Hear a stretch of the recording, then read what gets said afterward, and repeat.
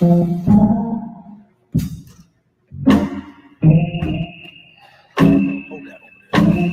Hold this. The trigger's hurting me.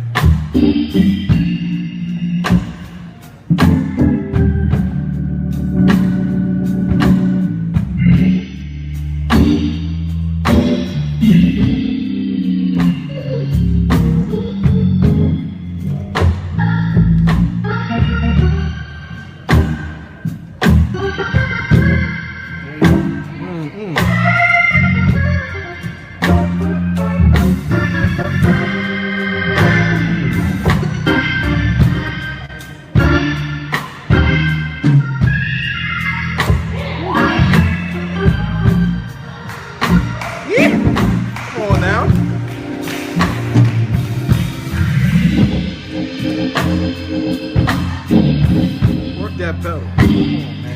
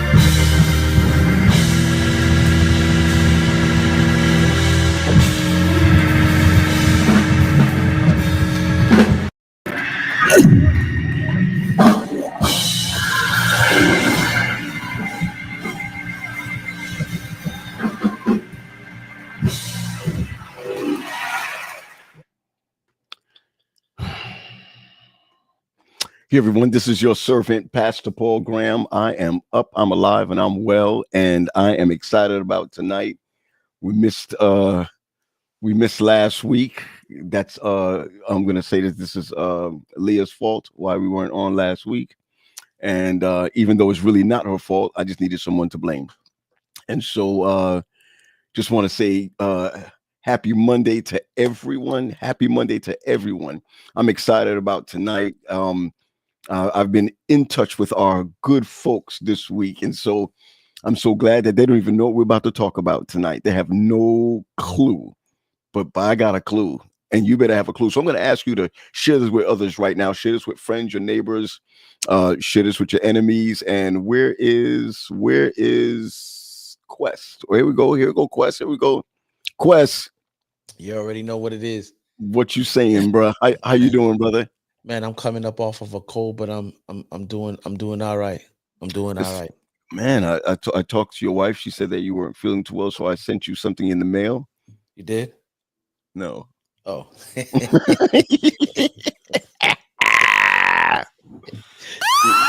Yes, Yeah. yes, yes, Yeah, man. yes, man.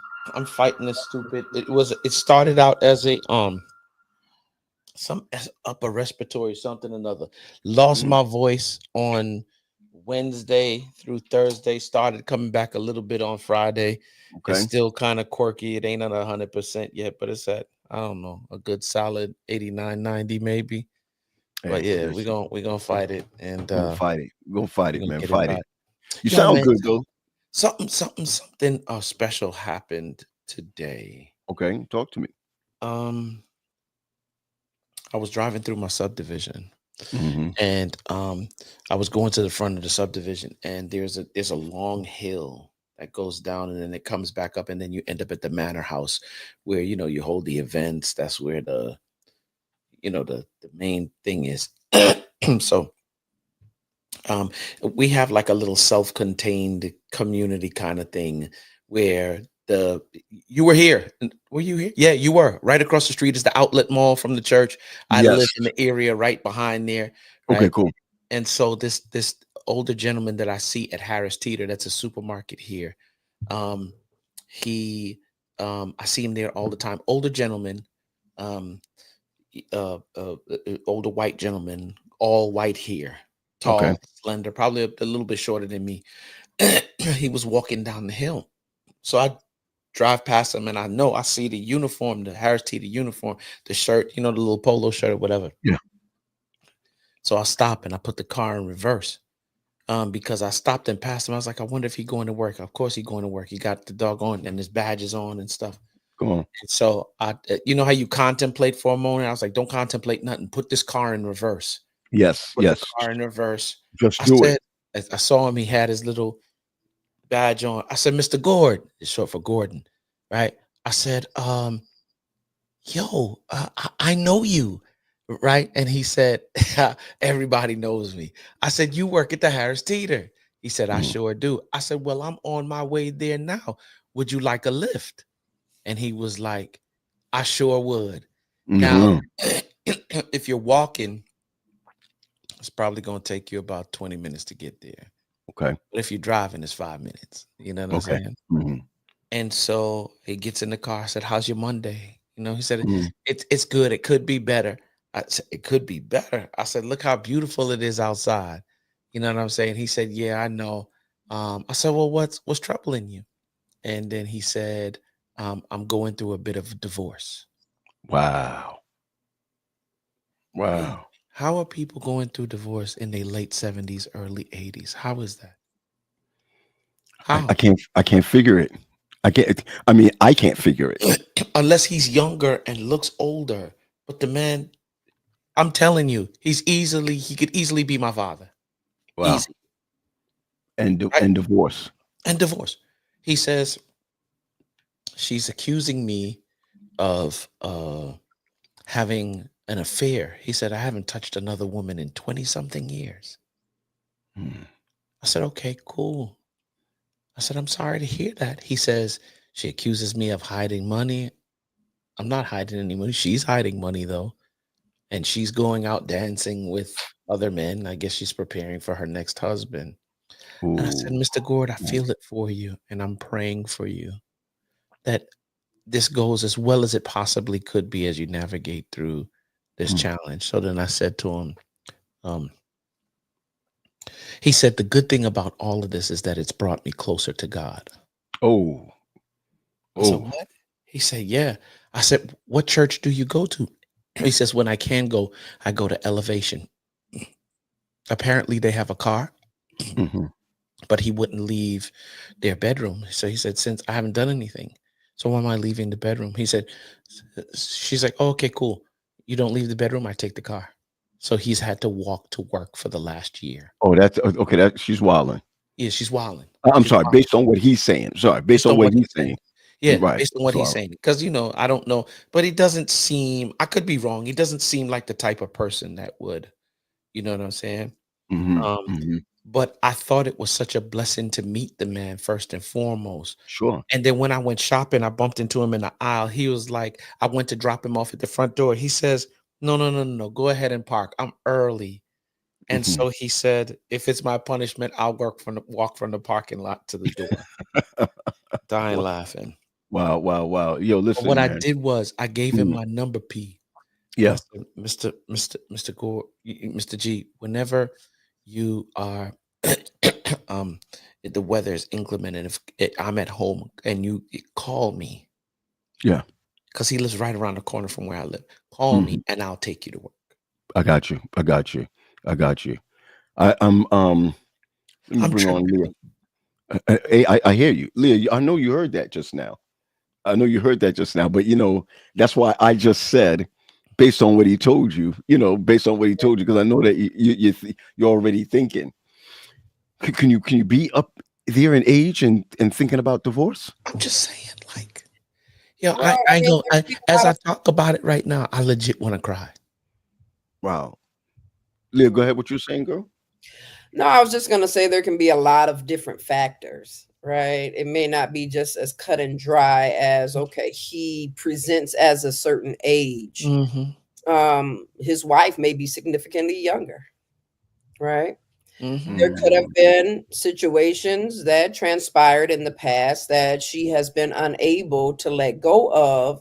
And there is the constant repeat, the constant rumination, right, of betrayal that may have these, situations occur. So it Mm. can Mm. be a variation of things that, may be going on within that particular household that will finally bring an individual to a point where they may no longer want to contend with it. It could be not even cheating, right? It could simply be that maybe the parts don't work anymore and there's a need. Come on, Amina. Come up, Amina. Here we Yeah, go. The parts don't work anymore. I mean, like the parts don't work anymore. like erectile dysfunction, right? So there's a lot of, again, Wait a different. second, Amina. I did not say any. I did not have a conversation with Leah. I did not have a conversation with her tonight. I'm gonna tell y'all right now. Tonight, straight up, I was coming with the mindset of menopause and erectile dysfunction. Because it's And real. I mean, I'm gonna say this right. Is it fair that a woman? I'm just saying that a woman would put away her husband because of this. Mm-mm. No. Okay. In sickness and in health, right, is what the vow is to be. Yeah. Yeah. Yeah. But that Man. doesn't mean that people won't do it, right? That part. Because there's a measure of selfishness, right? We all possess a measure of selfishness. Okay. It's just kind of knowing when we're being selfish. Do we want to honor that? And I'll tell you when I'm sitting there talking to that dude today, I promise you, I was like, man, I was happy to meet the dude and happy to be able to, what I'm saying, be a blessing in terms of, just giving him a ride. He, to work. Right. He had a nice little But but just question. Let me tell you what's on my mind. Yeah. If I'm 75, I'm just saying this is me. If I'm 75 and I've been with my wife, it would be now. If by the time 75, it'd probably been in there 40 years. right? Mhm. I don't know what I don't know what I'm getting a divorce for, unless it's my freedom to be free to do whatever I want to do, or because my relationship with her is bringing me to hell. You know what I mean? I mean, I don't know, because my mindset is I'm doing like 24 years coming up. And I'm like, man, I ain't trying to waste 24 years. Don't I'm know. not trying to waste 24 years. So could imagine 20 more on that. Would I get a divorce? And I'm saying no now, right? I'm saying no now. But what could someone be going through to that degree at 70 something years old when they're saying, yo, I'm done? Bro. That's just my thought. You know. Go ahead, sis. So there are some statistics that are quite shocking to me, at least, that are out there when it comes to the divorce rate for adults who are over 50. And they've doubled since the 90s. Mm. There's actually a terminology for it called gray divorce. Gray divorce. Gray divorce. So, I mean, I don't know if this is where we want to go tonight. Just go. Okay. What's gray divorce? But let that sink in, right? The fact that there's even research on it with percentages behind it, the fact that there is a title of it, like this, we are just catching up. Wow. But then we need to look at the simple fact of, and it was funny because I was teaching in one of my DV classes today, and there was a young man. He's 26 years of age, multiple children within his current relationship, and he's going through hell on wheels, right, within this relationship. And so we were kind of talking a little off script on how long are you willing to just go through this hell that is already here right now? Man. A baby. So you looking at least, and we talking on the minimum, y'all know that at least 18 years at minimum. You willing to sit in that? Right? And so then we began to talk about like the real of it. Most people are remaining in their marriages just simply because some of the things you were saying. I done put 20 in. I ain't about to, let that go, but you're miserable. Wow. To your point, Leah, I just spoke with someone this week who is a Christian and is contemplating divorce because of the covenant and their loyalty, and also what people would think of them, struggling with what they should do. So where's the loyalty? So who's the loyalty to? They feel guilty about leaving their spouse. And then it's, the covenant, right? And then it's also, what are people going to think of me for leaving? Wow. I don't know. But so I looked up what gray divorce is. Can I just read what I found? Yeah. So it refers to the rising trend of couples over the age of 50 getting divorce. This term was popularized to reflect the stage of life often involving gray hair, when many assumed couples were settling into retirement, not separating. It challenges the long-held belief that if a marriage lasts into later life, it will last forever. And then it also talks a little bit about this phenomenon that's sort of out there, challenges us to reshape what aging, relationship, and freedom looks like. Yo, listen, I think about this all the time. When people that I know of personally that have gotten divorced, they would say to me a year later, months later, I'm free. Right? That's what they would say. I'm free. And my question would be, what are you free from? You understand where I'm coming from? So I'm gonna hit Leo real quick, and I'm gonna come back down. to Terry just real quick. I'm going to ask you if you felt free. Okay, what did you feel free from when you got a divorce? I felt free from the mental abuse that he was trying to impose. I didn't even want to go through it. Wow. Yeah. My mind is not worth a marriage. You know how they used to say, you know, this is your brain on drugs? Drugs, right. This is my brain on a bad, no, not me. Wow. So you wouldn't you're not going to waste your mind on a bad marriage. Listen, Paul. 3.5 months in the home. Mm-hmm. Try it again, 4 days. I don't play with my health and my mental well-being and my children. I don't believe in negotiating and sacrificing, right, their outcomes just simply because of a title of marriage. That's just where I'm at. Now, did I struggle with how God seen it? Of course I did, right? And I had to go through a whole lot of study, a whole lot of prayer and silence so that the Holy Spirit could reveal to me that what I was doing was okay. So that was more painful than me leaving, right, the foolishness that I found myself wrapped up in. Man, freedom, Terry. If you have that mindset that, hey, listen, I feel free, right? What would you feel free from in divorce? You know, say you always getting out of prison. No. We're just down that road for a second. What would you be free from? I think I was free from the tyranny. Okay. The tyranny of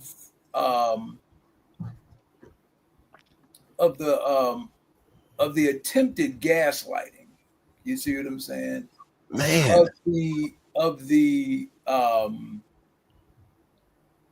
power and control, you know, trying to the tug of war about, you know, how the kids should be raised and how the home should be, and you know,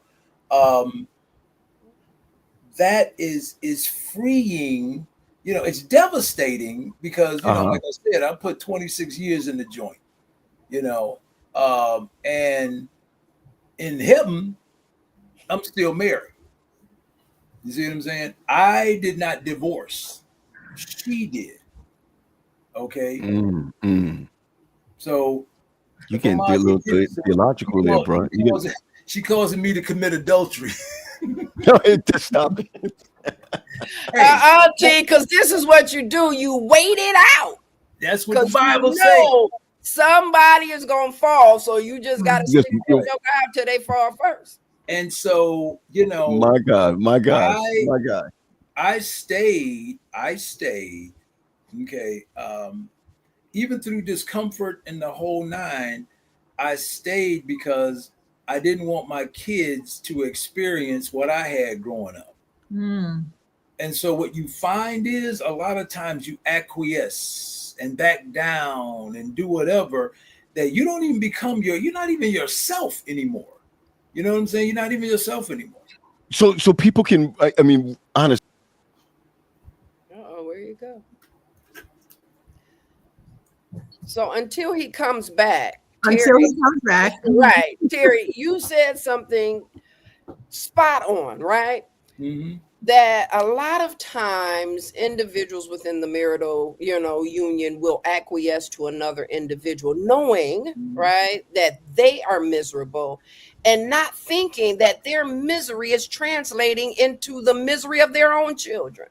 Man, a lot of times you will hear them say, I'm doing it for the kids. Yeah, I'm staying because we got these kids. Right. You know, you find out this is a weird thing, like kids go off to college and they come home and like, did you hear mom and dad are getting a divorce? And the kids are so upset because they didn't know. And it was like, your dad and I have talked about this for a while. You know, we just wanted to get you guys situated, and then boom. And so this is what I remember what my ex said to me. And I was like, so we got these kids, you not, and her whole thing is this: kids are resilient. That's what she said to me. And I said, so if kids are resilient, why do we have all these adults walking around with problems? Listen. Wow. If kids are resilient, why do we have all of these kids walking around with problems who come from divorced homes? And then when my daughter, because my son was in school, and my daughter started doing things, guess who she would bring her to? You. And I'm like, well, I guess that's that resilience you're talking about. Mm. Because my daughter and my son saw me when they got up and saw me when they went to bed. No longer is that happening. However, it's you never, I don't know when people say I'm free, there's certain things you're free from, but you still connected. I don't know if you saw my post or whatever. My daughter just graduated, high school. We just came back, from Congratulations. whatever the case may be. Thank you. And it's like that whole, connect. I used to take her to school every morning. Her mom would pick her up. It was me and her, me and her, me and her. And one of the things that you say you're what are you free from? I'm free from just the like, I can breathe. You know what I'm saying? I can breathe now. And those are some of the things that I didn't have to worry about anymore. What did I miss? I miss coming home to kids asking, "Hey, dad, whatever." You don't get that anymore. Now you come home to a quiet house, and over time you be like, man, this is kind of nice. It's kind of nice. So you don't have to fight with anybody. That verbal jousting that goes on, you're free from that. That mental anguish that Leah was talking about, that mental, wits, we going back and forth trying to match wits, and I'm going to do this and I'm going to do, no, you're not going to do, whatever the case may be. And so that right there in and of itself is freeing. It's freeing when you don't have to deal with that. It's a sad thing, but like Leah said, man, your mental health is everything. It is everything. And we have to look at the cumulative effects of it. Year after year after year after year. And if that gentleman Quest was, let's say, in his 70s, and let's say they married in their, early 20s, Lord help, that is 50 plus years of compound trauma, fighting, fussing, the whole nine, accusations potentially. And again, that's to say that it was this, horrible marriage. But often, it doesn't necessarily have to be horrible. Yeah. Learn how to be friends within a marriage and not have a marriage. Yeah, I just knew my man. Can you imagine waking up one day and realizing that you're not in a partnership, but you're literally living as roommates? That's what they're doing now. Yeah. And did you hear what Quest said, that when he asked him, I don't know if Quest, you asked him directly, like why, but whatever you asked, he said, she believes that I'm cheating on her. Yeah. And so that tells me that there's definitely some mental anguish that's there, right? Because, I don't know that they just woke up one day and she believed that. His response was, I haven't touched another woman in 20 something years. But so I don't know. Ask them how long they were married? Yeah, no, I didn't. I mean, it was 5 minutes from where we were to where we were going. Yeah. So it really and truly, my interaction with him during the time, first of all, I just felt like it was God led. I don't know what it was for. Maybe I'll find out later on. So I was like, whatever I'm going to hit him with, I need to hit him with quick, because there's no, Lord, why would you allow this man to come in, for me to just like lock in and pick my man up and take him to work? Well, I think what a good question is, and I don't know if you asked it or not, question. I don't even know what we're talking about. But just listening to what you were saying, I would say this. What's making her think you're cheating? That's my thing. You see what I'm saying? Not why, but, because why do she think you're cheating sets up a defense? What gets you a story? But making her think you're is cheating this on her. or could be considered a perspective as well? Because he did say, like, she's going dancing with other fellas and all kinds of stuff, and he said, I guess she's setting up for her next husband.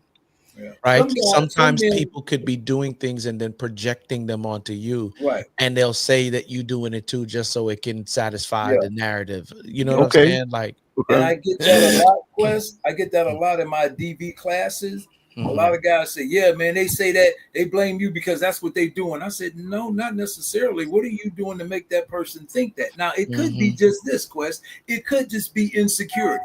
You Yeah, maybe. see what I'm saying? Wow. So that was how exactly what I the was going to question say. to him is like, how are you feeding that insecurity? Because sometimes Mhm, we feed an insecurity and we don't even realize we're feeding that.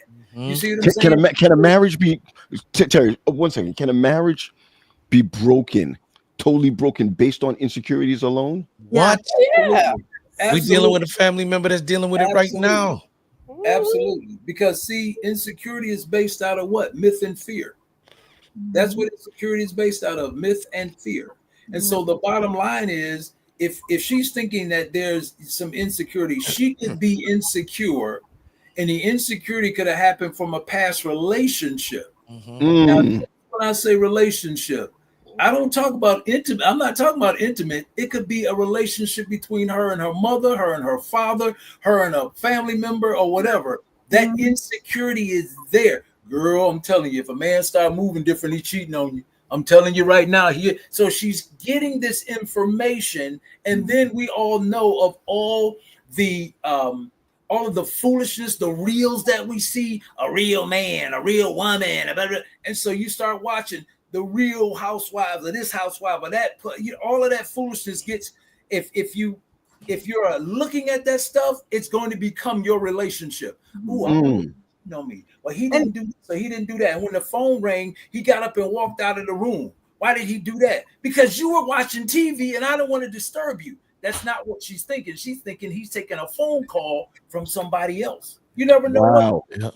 'Cause I we have a got you. situation right now where one spouse thought the other spouse was cheating, but there's no solid evidence of that. But just because it's in your mind and that's the thing you keep telling it, it becomes real to you.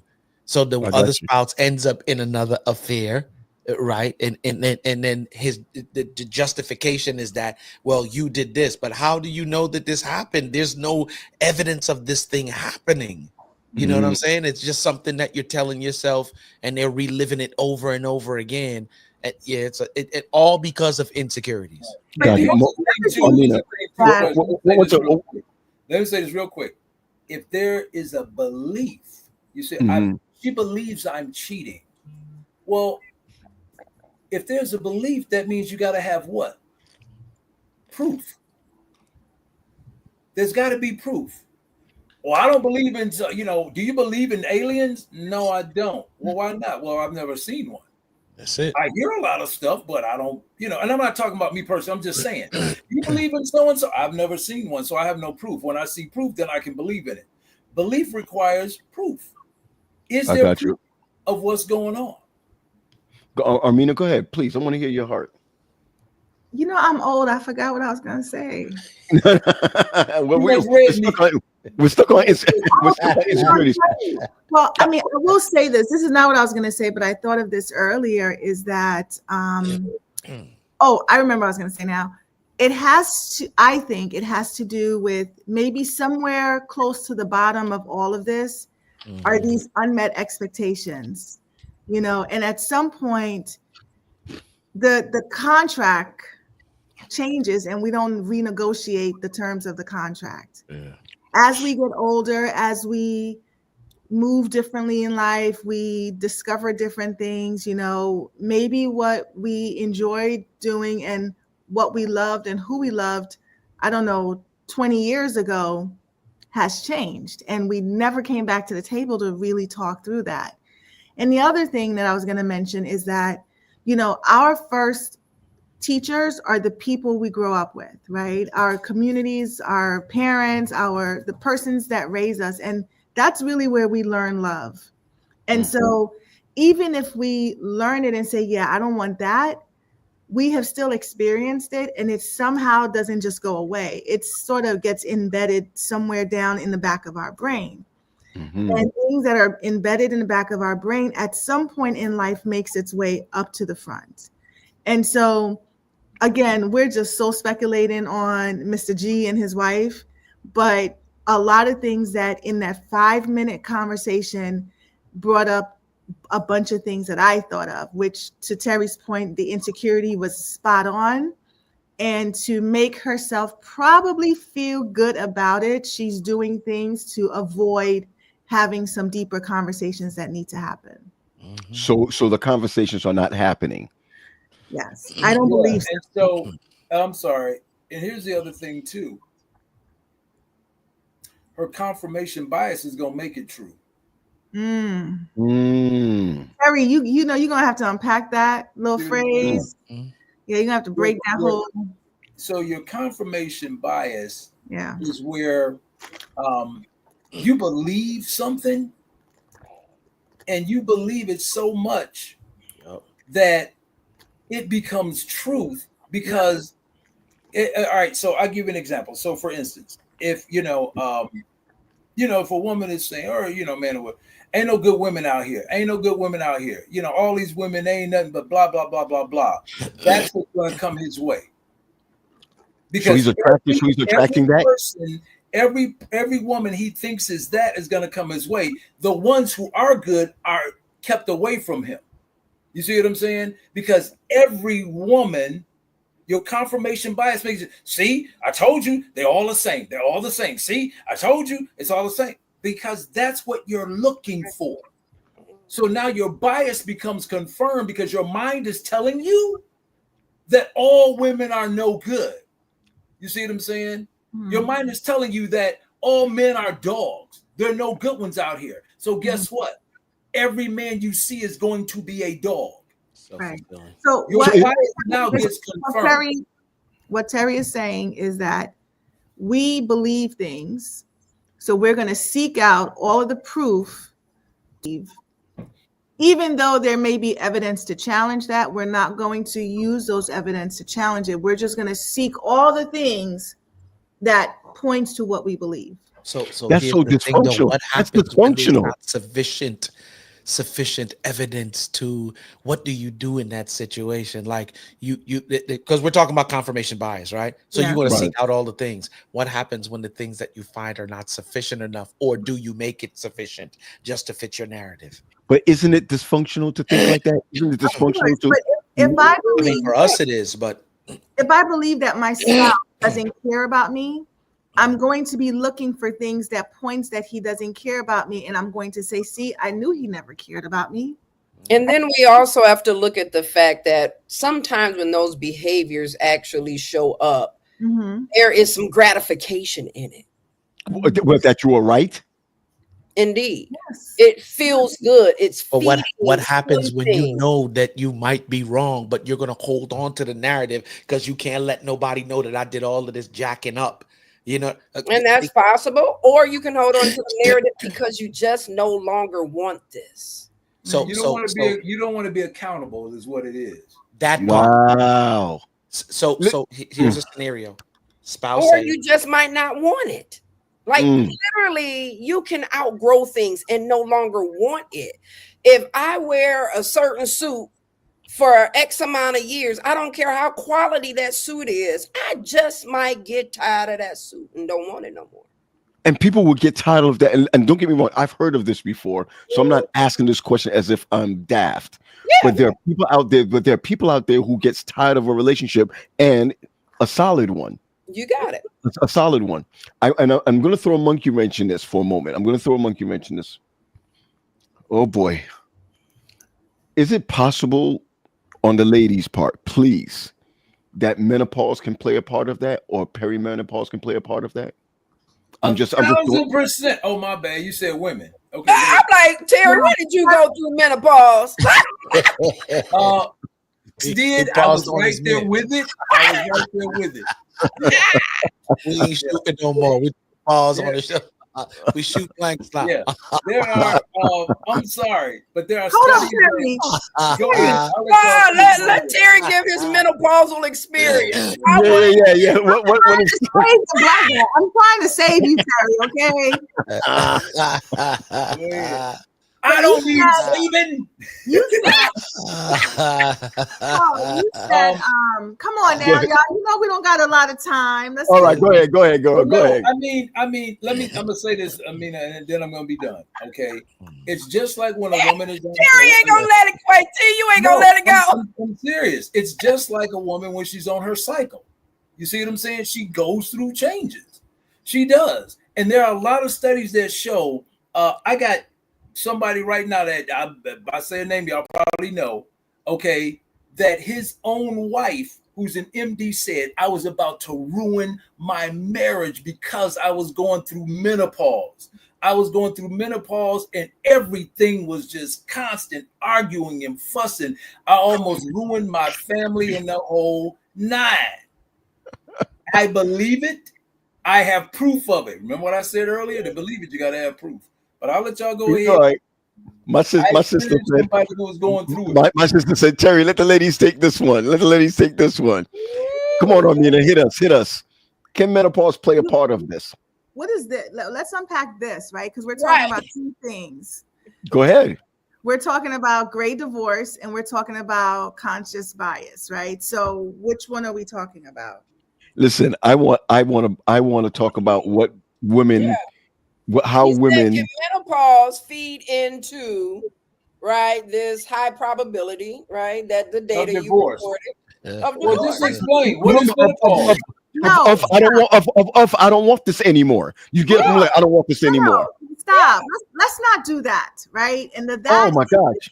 Let's not go down that road, because does it play a part? Yes, I think it plays a part. Is it the part? No, I think there's so many factors in it, and I just want to make sure we're clear. Like, I just want to say that it could play a part in it, but it is not the reason. And so Terry, you have nothing to say on this part of it because. No, listen, I actually agree with what you said. I thought that's what I just said. He asked the question and I said 1,000% it can. I went through that. Guess what? I would come in. But Terry, you got to be the last one to talk on this piece though. Just pause for a second. She said pause for a second. Okay, I will. I will stand down, but just so you know, I will stand down. This is the first time I've ever seen Terry stand down, especially to Armina. I will stand down, but they call me doctor for a reason. Go ahead. And it's because they call me doctor because of the way I operate. So go ahead. Come on, Armina. Bring it, Armina. Bring it. Yo, Terry, I want to hear your experience in the matter, but unfortunately, you're not the expert in this one. So just pause for a second, okay? Because you do have lived experience in it, but you caught it on the end. You didn't catch on the other end. I see. Go ahead, Queen. Y'all are too funny to me. But anyway, what we're really kind of looking at is what are some of the things that Okay, go ahead, Lee. I'm sorry, Lee. Go ahead. And what I'm hearing from you, Paul, is you're asking, is this something that potentially could play a role in this? As Armina is saying, it's not going to be the end all be all most times. Sure. But sometimes people will wake up new creatures. And we don't even have to know what in the world is going on with us, right? And some people will make impulsive types of decisions. When you don't stop, think, analyze, right? Reflect. When you cut all of that out and you move impulsively just simply because of how you're feeling at that moment, then yes, that's how poor decisions, divorces can actually ensue. But again, it's so many different moving parts that could be the reason. So What about our part, Armina? What is man's part in something like that? So we got to seek to understand, number one, right? And so I'm always going to go back to conversations, but there are impacts that menopause has on the marriage. And if we could just maybe talk through a few of those. Okay, cool. So that people are aware of what they're seeing now.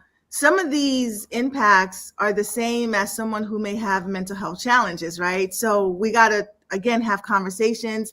There has to be probably a doctor visits to confirm some levels within the body to make sure where we're at. So these things are stages. It's not just something that happens, although for the woman, she could wake up one day and be like, you know what? I ain't signed up for this. I didn't sign up to take care of everybody else and not take care of myself. And now I'm going to take care of myself. But some of the impact could be mood swings, anxiety, depression, loss of libido, maybe even painful intercourse, especially in this area. Sexual intercourse can be impacted or affected. And fatigue, brain fog, we are not talking about menopause. It's one of those things that women are suffering in silence. Wow. I'm on this whole silence kick lately where I'm just like, yo, let's just expose it all, right? So we can deal with it, talk about it, and get through it.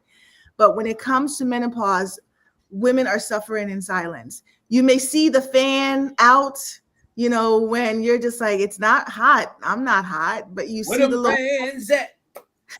Oh, not that fan.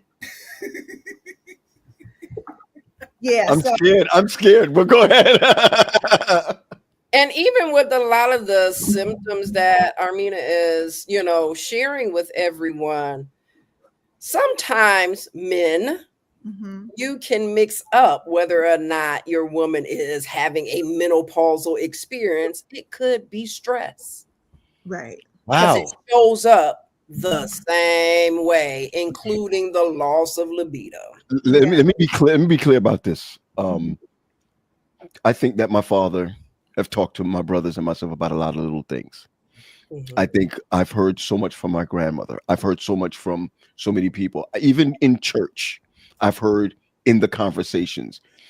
I have never heard a man sit down with another man and say, it's time for you to recognize that when you reach this space, when your wife reached this space, or when your whatever reached, mother or so, when they reach this space, you have to at least understand that she could be going through something in her life. Here's the thing, P. When I was little, I don't even remember, even as an adult, this is just something that I've in my 40s and in my early 50s now, right? That I've ever heard the word perimenopause.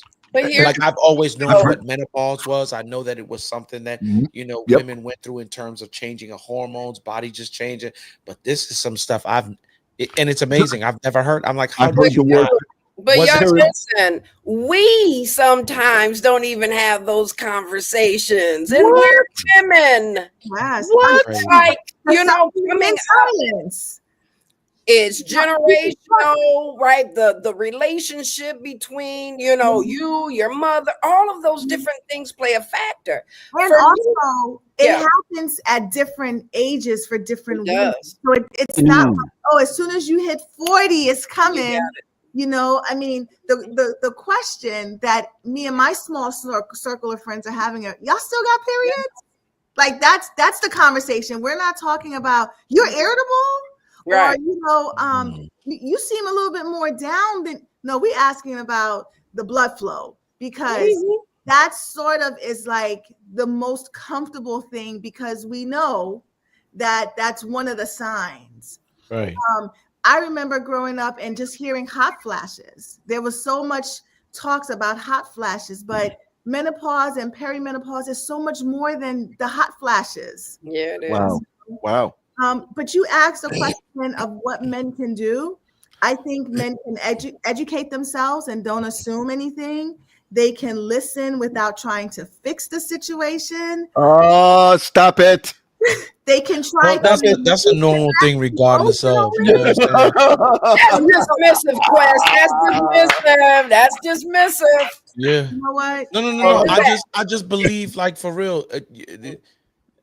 One of the things that has allowed me to navigate through menopause is to understand that this is not the only dimension to my relationship.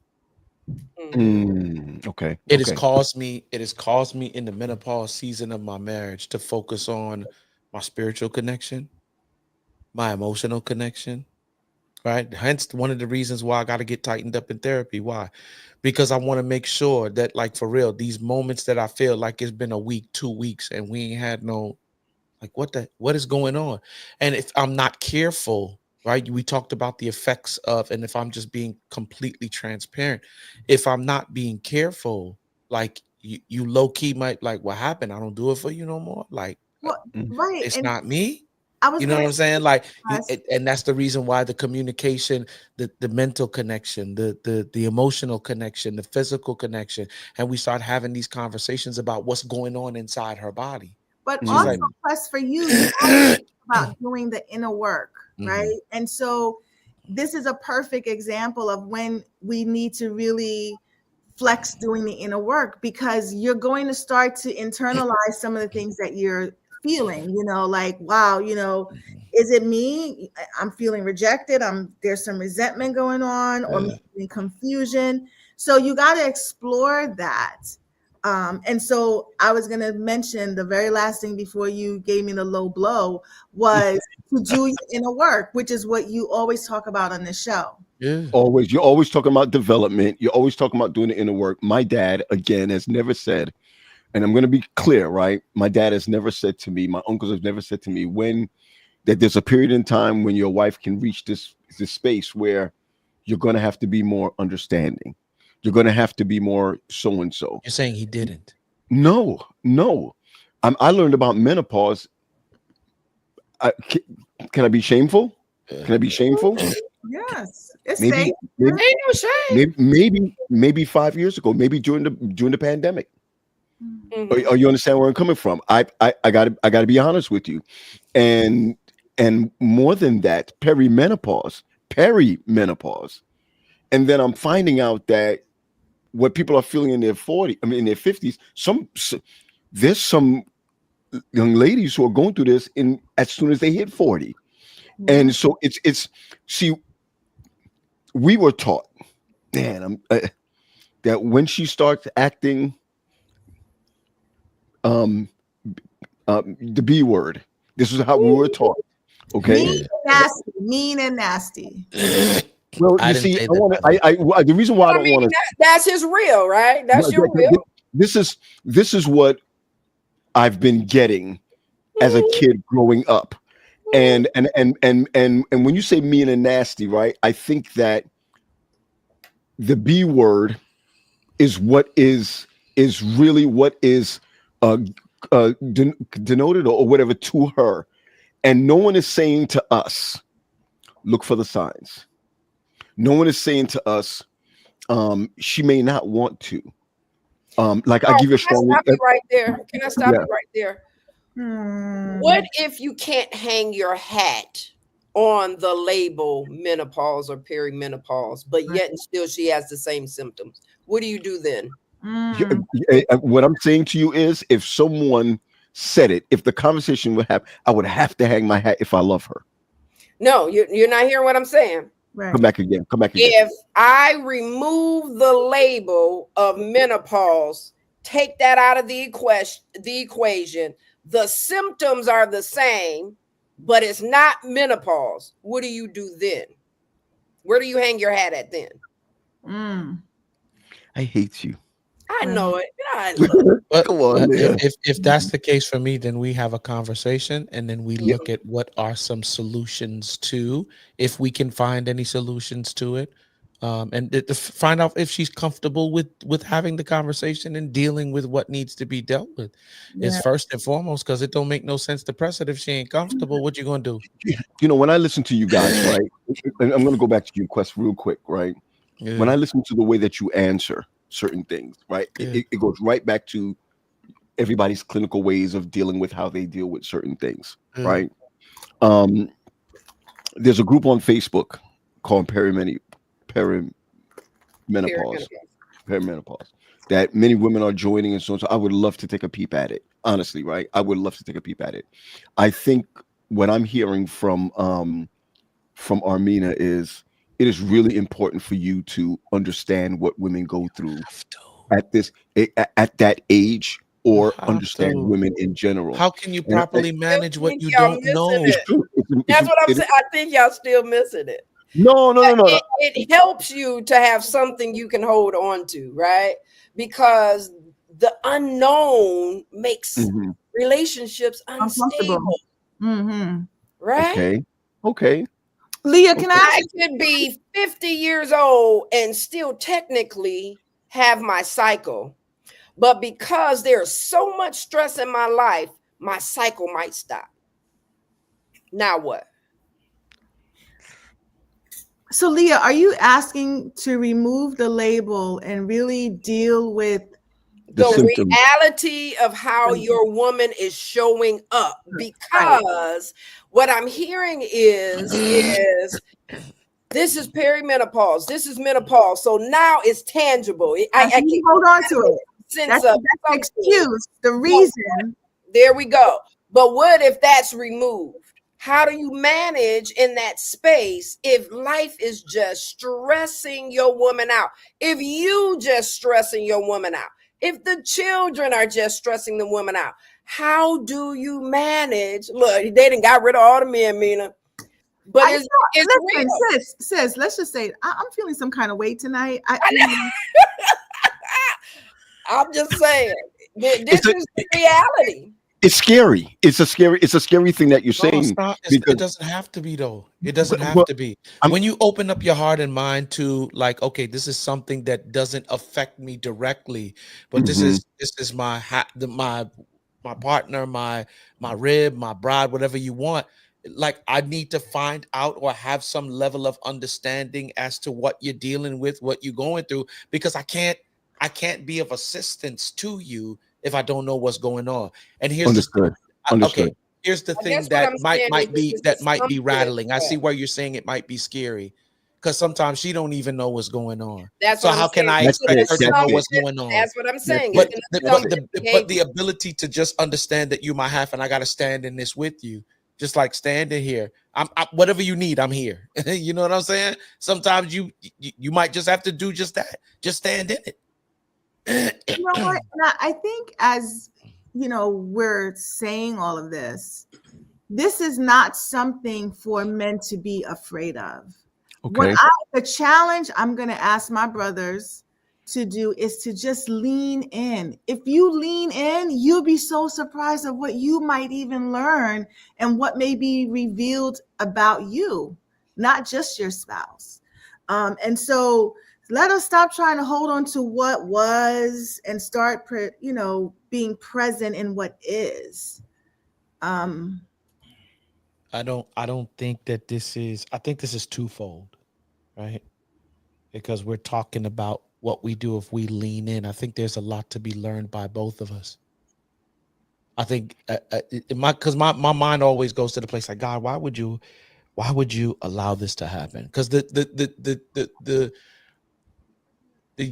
usual suspect in this, right, is that, yeah, my wife going through this thing, that mean I ain't gonna get no loving. You know what I'm saying? Like, that's what the usual conversation around menopause is.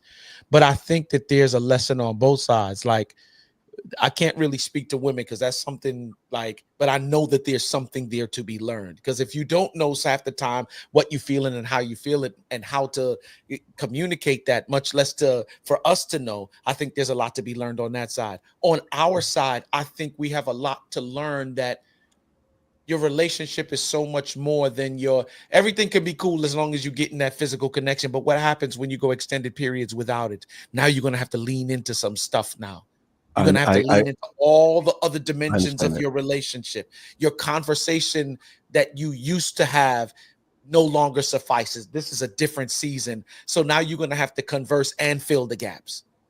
What does like I said before, what does it look like for us to connect spiritually? What does it look like for us to connect mentally? What does it look like for us to connect emotionally? Like I told you one time, I'll never forget it, man. We was at Faith's house and we were playing this little cat and mouse game. And by the time I we both ended up in the same room after. We just locked eyes, and immediately, I'm talking about belly type laughter, tearing up kind of laughter, right? And sometimes that kind of laughter, right, depending on how mature you are in your relationship, is better than a doggone orgasm. I promise you. Sometimes, depending on the season that you're going through. So I think that like this is a two-way street. There's a lot of ground to cover. There's a lot of things to learn. And I think we both, not just us, I think women can learn from their side as well. Yeah, I'm with you with that. I'm going to say this because Terry started off with something that I'm going to tell you honestly. That without a certain level of understanding, you can get to a point where I'm gonna just say this, right? No, I'm gonna ask this. Can this be an excuse for behavior? If you can, if you operate without integrity and character, you know what I'm saying? If you're dishonest, then of course it can. You can use anything as an excuse, right? This is why I said what happens if you can't hang your hat on that. On that. Yep. Yeah, you know, and see, this is why when Terry was speaking earlier, now, you know, to pull Terry into this, for him to say, listen, what I've experienced could have possibly done this. What I've experienced is, okay, she makes a comment, right? Armina made a comment that vaginal hurt. I don't know how, okay, that he can. Vaginal dryness. Vaginal dryness. You know, I think that is important, right? That someone is able to say, a wife is able to say, honey, this is what I'm experiencing. Instead of, we're not doing this. Oh, you understand where I'm coming from? Yeah. I think. What if the man jumps into fix it mode as we were hearing this evening? Yep. So this is what we're learning. Come with all types of solutions. Let's get the KY. Let's try this. Let's do that. And it is still hurting her, and you're putting her through all sorts of anguish just because she loves you. Right. Yep. And I think that's where we are learning in this space that that's what leading in is all about. Because if you don't learn, then you're gonna end up building up resentment. Yeah, you for will. Something you shouldn't be building and resentment going outside. For. And on going outside on both ends, right?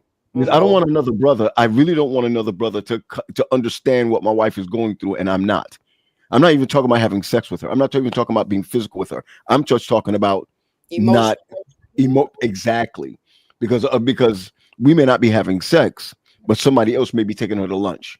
Somebody else. Terry, you all right? Because you have your perfect teeth showing. Your perfect. Real quick. Help me, Leah. Help me. Go ahead.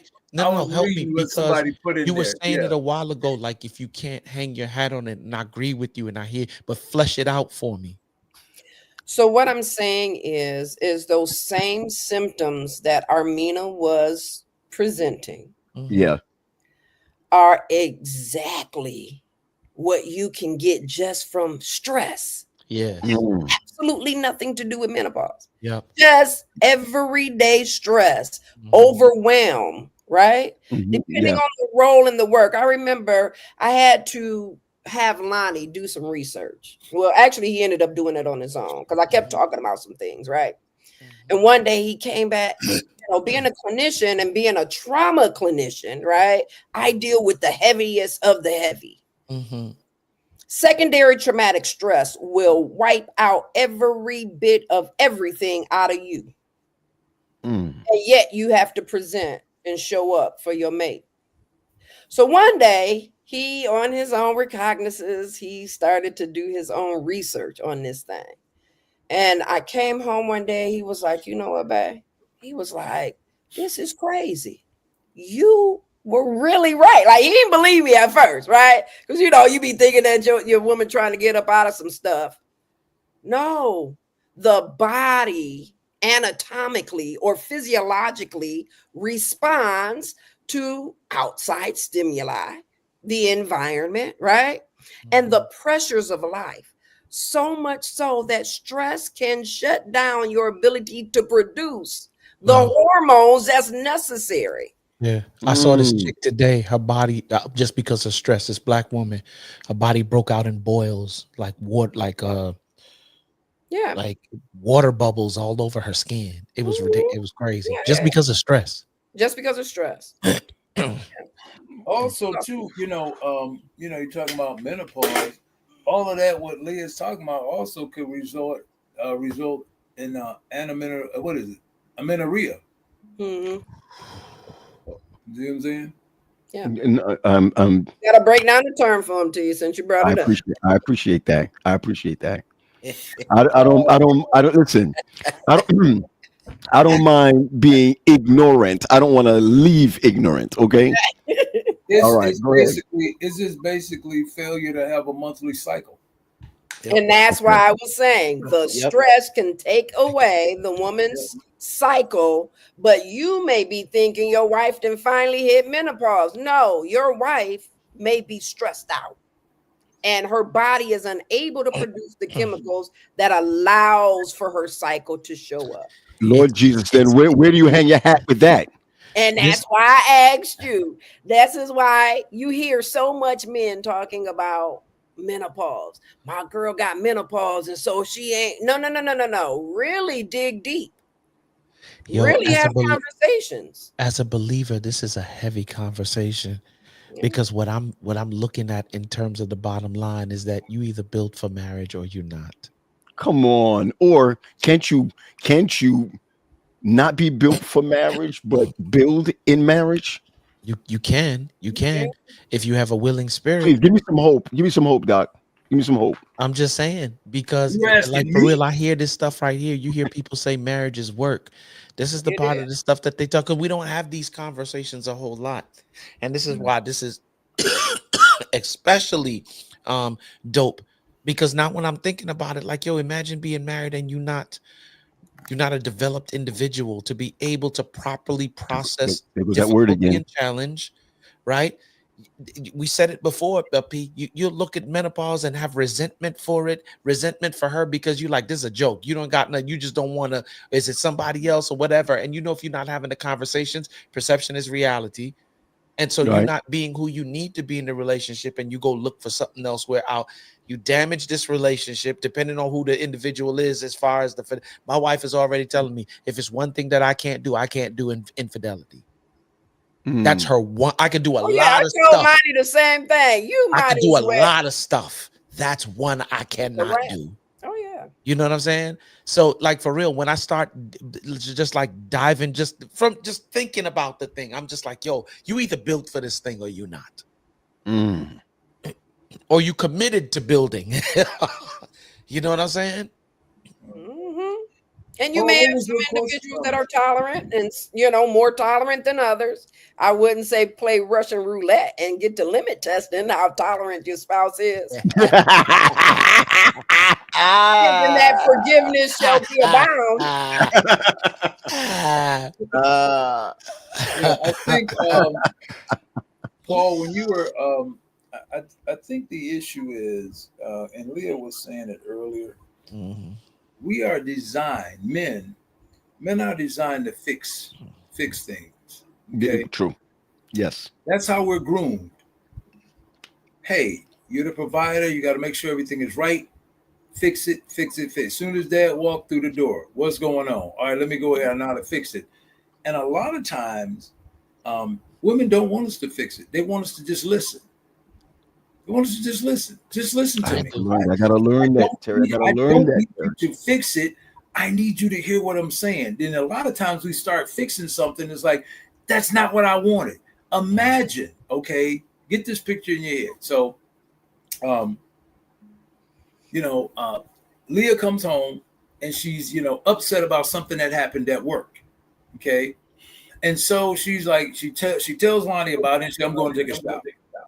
Now, because Lonnie knows Leah's boss, because they've been to certain, what do you call it? Functions. Functions and whatnot. The boss calls.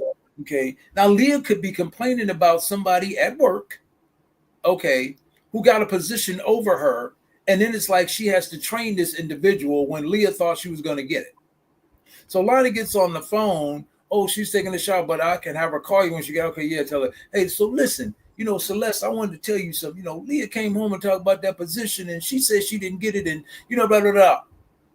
And the boss didn't know how Leah was feeling about it, and Lonnie felt that he was fixing it for his wife. Hey, Celeste called you. Oh, what did she want? She said she would just call her back when you got out of the shower. And by the way, I told her you was unhappy about that position. Leah loses her mind. I didn't need you to fix that, man. I was coming home telling you about it. It wasn't supposed to go anywhere. So now she got to go back and fix some stuff. Her boss knows how she feels about something, and now she got to go back into work because I don't need you to fix it. I just need you to be that safe space for me, be that ear, be that pillow that I can dive into and just talk about. I'll figure this out. You know what I'm saying? And I always approach things this way. So if that situation was to happen with me, okay, so what did you do? What are you gonna do? What's the plan? I don't know. I was thinking about, just going in there and going ballistic on feet. Okay, that's an option. Probably not a good one. What else can you do?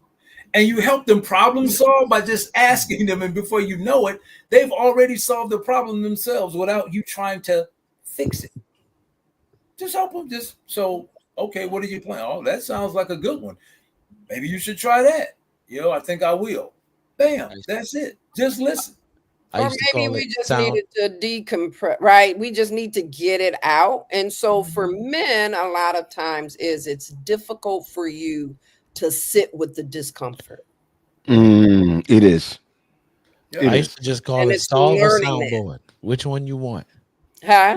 In the beginning, like there was a sound to it. Like if I was paying attention to her enough, it was a sound. Like you could tell the difference when she wanted to just share with you and when she wanted it to solve. And a lot more of the time, I used to call it solve or soundboard. You know what I'm saying? And then I a lot of the time, I would say 90-something% of the time, it's just soundboard.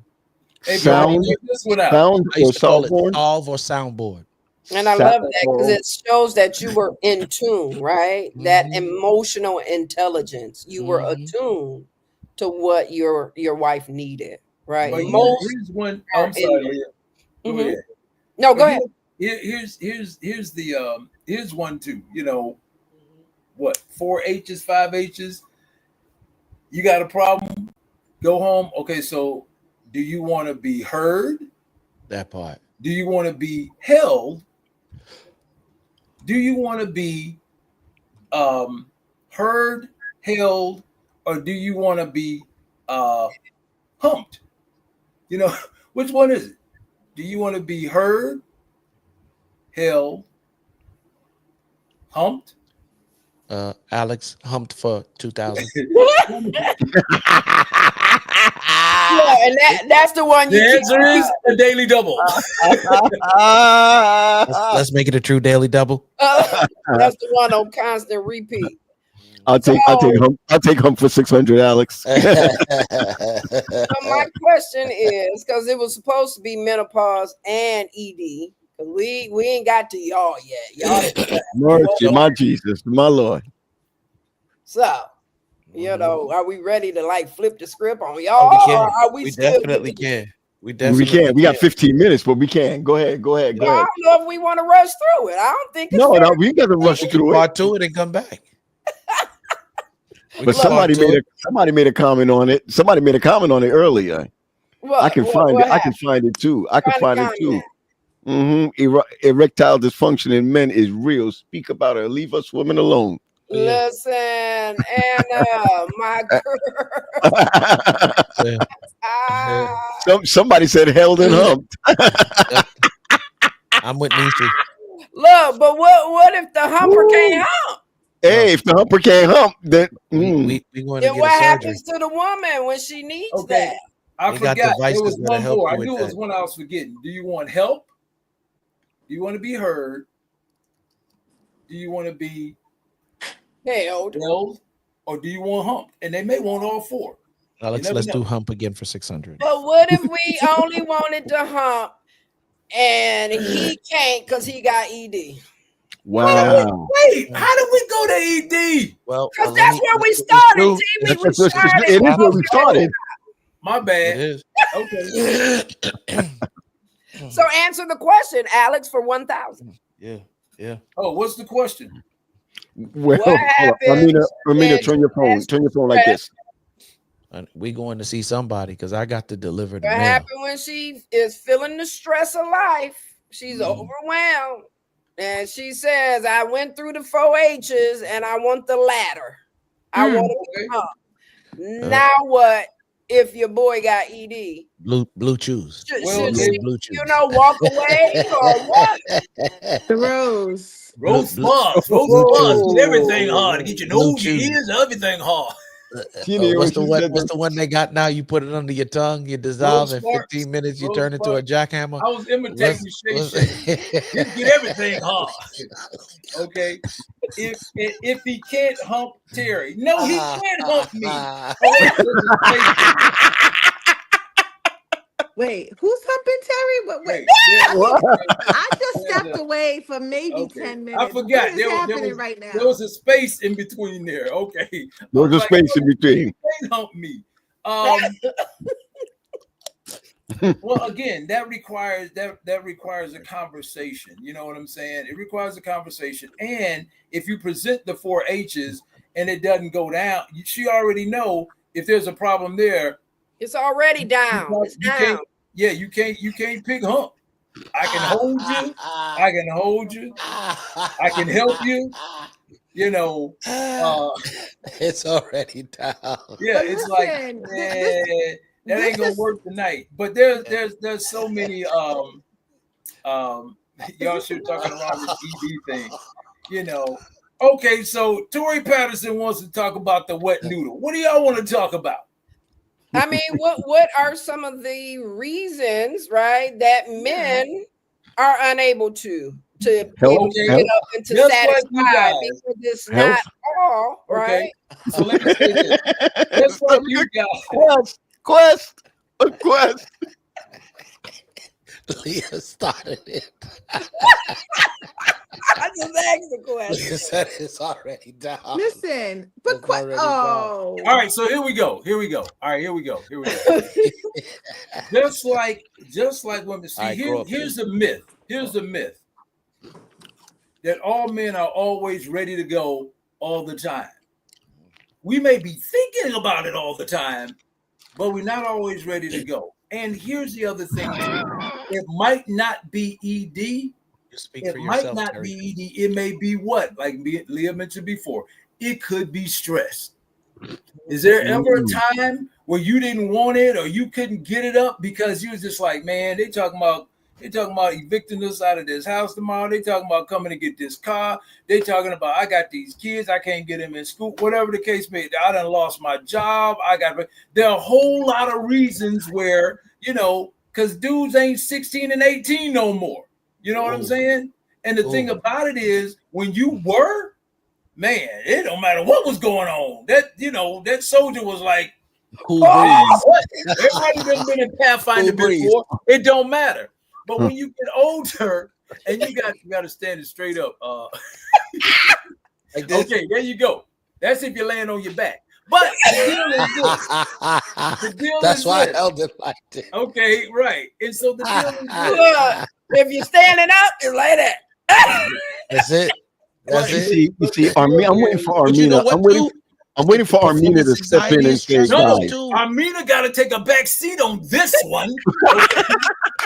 Because first of all, Dr. Parks, you don't see me jumping in. I'm just good job. I'm leaning in, okay?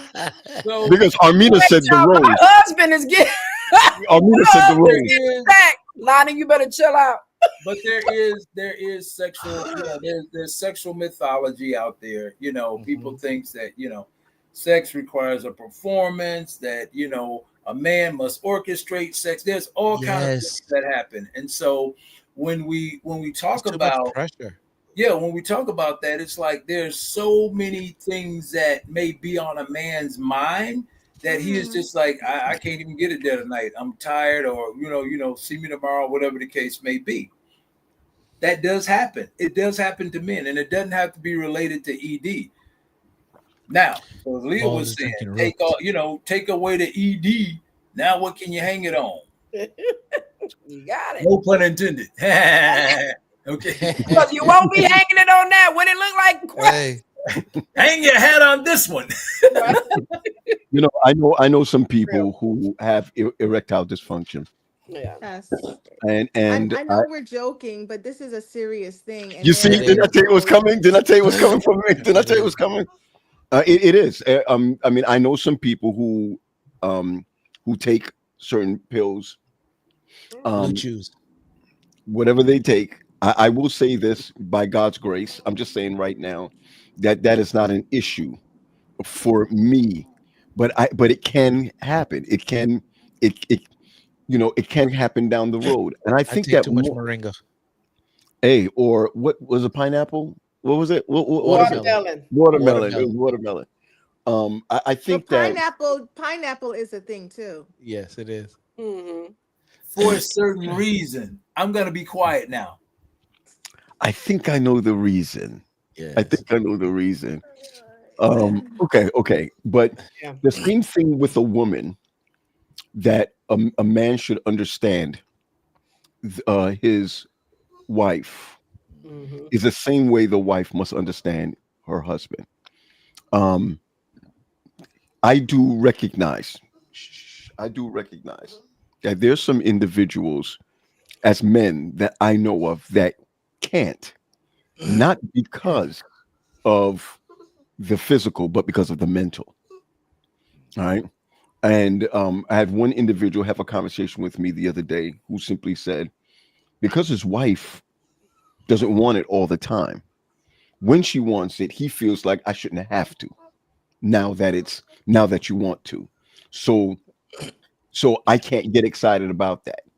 Or another individual, and that's why I love guys that I miss I'm going to say my old church when I say this, that you it's so few and far between that you don't want to enjoy yourself now because later on this thing is not going to happen until another month or two or so whatever. So I'd rather not play in the sweet house, because if I play in the sweet house, I'm going to be without it for a long time. So I'd rather not.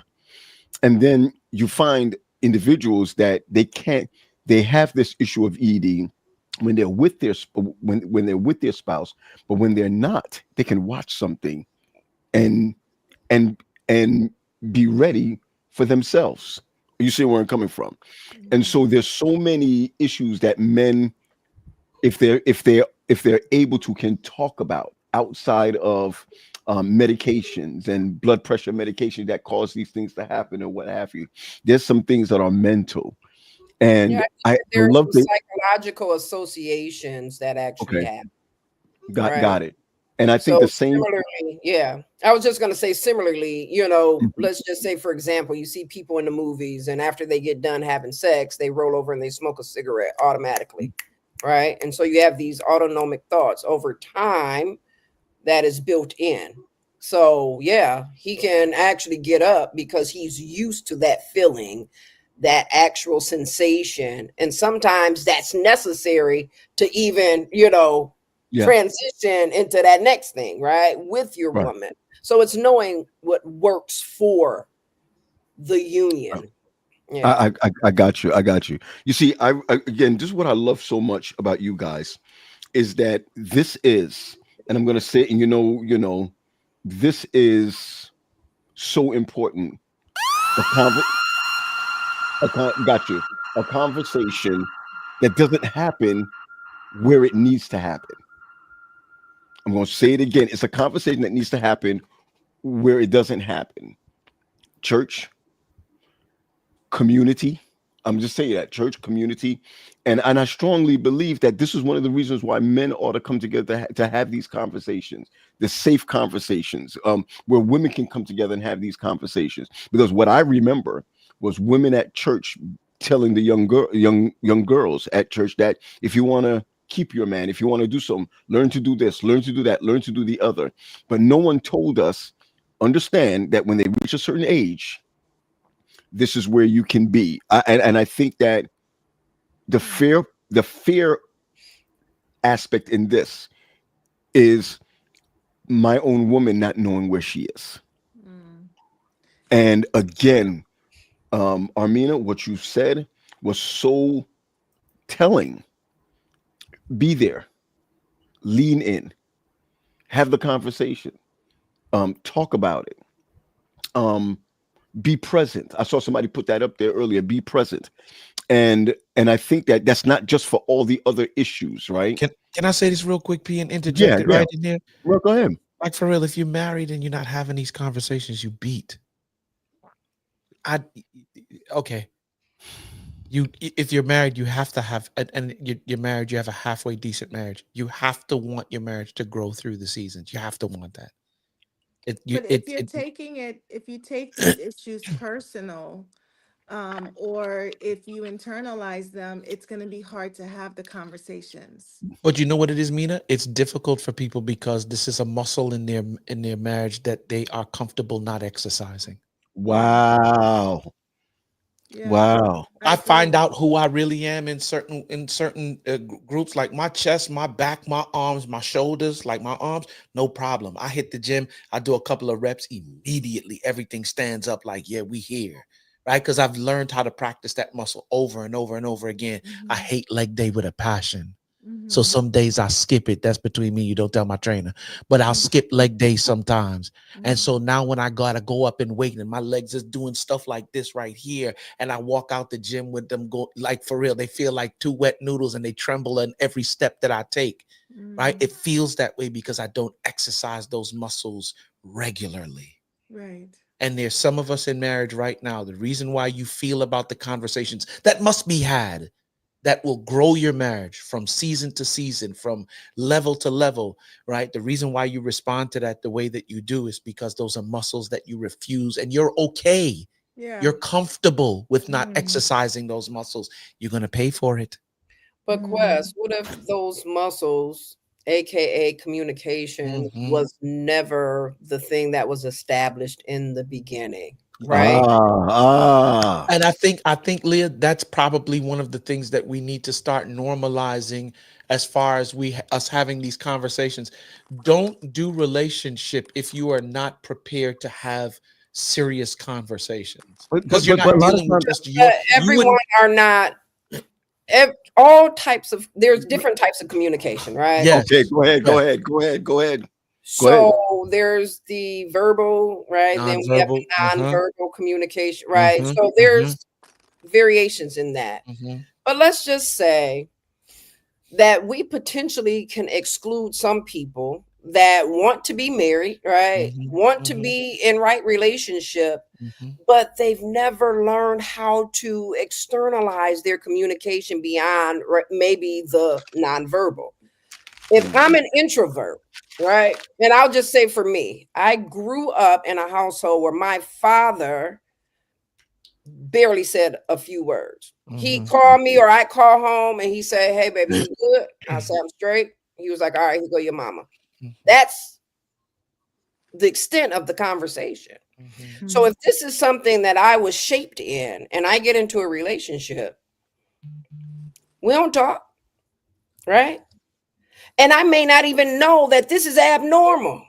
It takes time. It takes someone to pour into me or into an individual in any type of relationship to say, "Hey, we need to verbally communicate this, that, and that," right? See, you see that what you're saying right there? That's the stuff that we have to be putting out in the forefront. Like if you're going to do a relationship, this is what communication needs to look like. If it doesn't look like this based upon how you grew up, then you're going to have to make some adjustments if you want that to work properly. Exactly. Yeah. And these are real conversations, like you're saying, that needs to be laid out. You know how many times I've been on like house building work sites where the dude who runs code, like the state or whatever, and they come in and they're like, yeah, that pipe is wrong.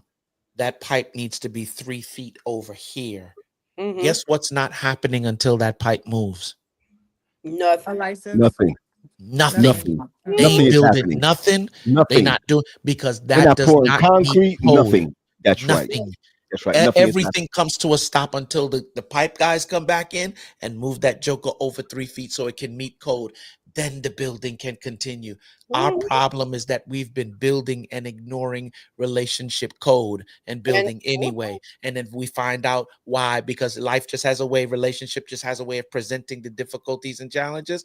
Oh, if you would have did it the way that you were supposed to, then we wouldn't be here facing this right now. But the thing is if I don't know. Yep. And there are so many that just don't know how they're supposed to be. It's almost like being a parent. We don't know how to be a parent. Yep. Wow. Listen, let's hold on. Let's land the plane. I got questions for everybody. Let's land the plane. Yep. Well, I always want to ask what y'all doing tomorrow. Here we go. Mina, you made a comment earlier, and I'm going to ask everybody around the horn with this, even if it's the same answer. What does leaning in look like? Whether it's ED, whether it's menopause, perimenopause, when it comes to your spouse, what does your spouse? Well, that's where we are in this mindset. What does leaning in look like? I want to start with you, Armina. Being curious. So the questions that you're going to ask is because you genuinely want to know. So being curious and listening with non-judgment. The perimenopause, menopausal thing is very sensitive and it's very personable. It is. So if you're asking questions about my behaviors or symptoms only to justify what you're going through, to if you're looking for what we talked about earlier, those biases to confirm what you've been thinking, then you're not leaning in. Wow. I know we usually throw you off, but stay on with us. Just stay on with us. Terry, what about yourself? What does leaning in look like? Leaning in is actually a therapeutic tool, that therapists use. When someone's talking, you just lean in like this, let me get a closer understanding. And so that's what Amina is talking about, to expound on what she's saying, is just leaning in, getting a good understanding, and maybe doing some imago, like, okay, so what I heard you say was, okay, is that correct? Yes. Is there anything more? Yes. I also want to say this. You see what I'm saying? And so you take that, lean in, and ask those questions. Have the hard conversations. A lot of people don't want to have the conversation because what has already been set up has been uncomfortable. So he said, well, I ain't gonna even say nothing to him because I know he got his mind and he ain't gonna change. So I know, well, I know what the answer is, so I ain't gonna say nothing. So hey, you lean in, be present in the moment, accepting and acknowledging it without judgment, and not getting caught up in emotional responses to the situation, or in thoughts that are about, not getting caught up in thoughts that are about the situation or emotional responses to the situation. You know what I'm saying? And what does that mean? Wait a minute. So what she telling me is it's my fault because of so-and-so? That's the thoughts about it. And then the other deal is what? Emotional responses. So what you said to me was I hurt. That's all that is. I got you. Since since Armina jumped out, she just dropped the phone. I'm gonna have you in the back room also. And just wait for us. Leah, what does leaning in look like to you?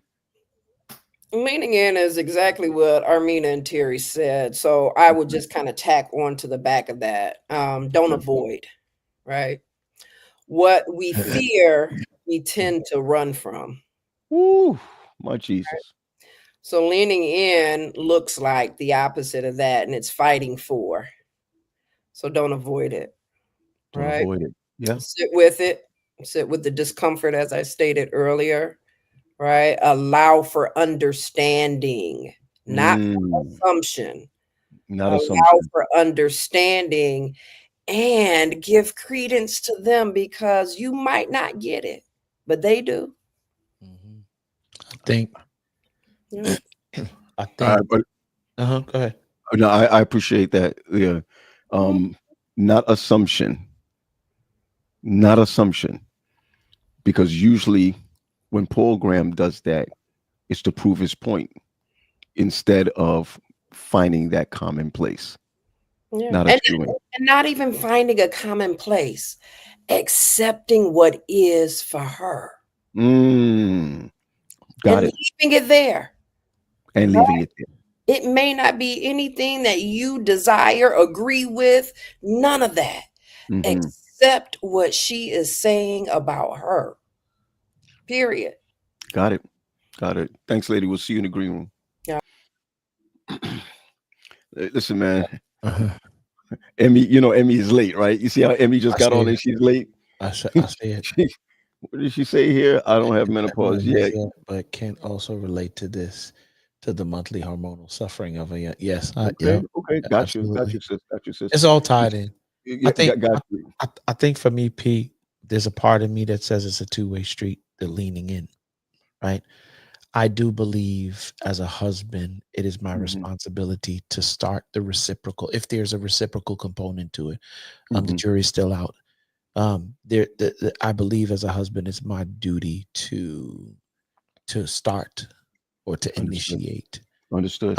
And my leaning in is me from a standpoint saying, I don't know what this is. You know what I'm saying? But I'm here to provide. I'm here to serve. Wow. You. Provide almost sounded like to fix it. You know what I'm saying? It almost sounded like to fix it, but yes, to serve. Right. Or to say that there's nothing wrong with me, but there's something wrong with you. I'm not even here to say that. I'm here to be educated on what's happening. Now, some things I will know, and I'm still going to lean in and say, where are you in terms of having this conversation or doing this thing? Because you asked what it looks like, right? But basically, yeah, what Daphne's saying, I'm here for you. Yeah, I got you. I'm here for you. And I think that's the thing that we forget about marriage. We're looking so much to be served rather than to serve. There's something that you said earlier that I really wanted to close off on. You said solve. What was that solve or soundboard. Solve a soundboard. Yeah, because I've done it for a while. Even now that I've been off of it, I can still it still has a sound to it. And when I say a sound, it's not the tone in her voice. I can't explain it. I've been listening to her for the last 14 years, truth be told, 16 years. And when she wants me to solve something, it's the very rare sound, right? She wants me to be a soundboard. Like she did what? That's crazy. How do you feel about that though? Soundboard. In essence, she wants you to be. She already knows what she wants to do, but there's an emotional connection that she's trying to create, and I would use this thing to share it with you. Understood. Like I remember one time she came home, P, and told me something that had happened on the job, and I was like, "What you need to do is," and I did it like 2 or 3 times, and she gave me like this look after the 3rd time of disgust, like, yeah, like, please. I already know what I want to do. I got you. Yo, listen, class. It's always a pleasure. You know that, right? It's always a pleasure. For those who have joined us, you can always go back and watch. Please share this with 5 people. Share this with 5 people. I think it's also amazing that as we come down to the end, so many people are popping on, but you can always go back and watch, and just to understand that we don't have all the answers, but what we do want you to do is have the conversations. We really want you to have the conversation. Be blessed, everyone. Be blessed. And we will see you next Monday if we don't show up tomorrow. That's it. That's it. Yeah,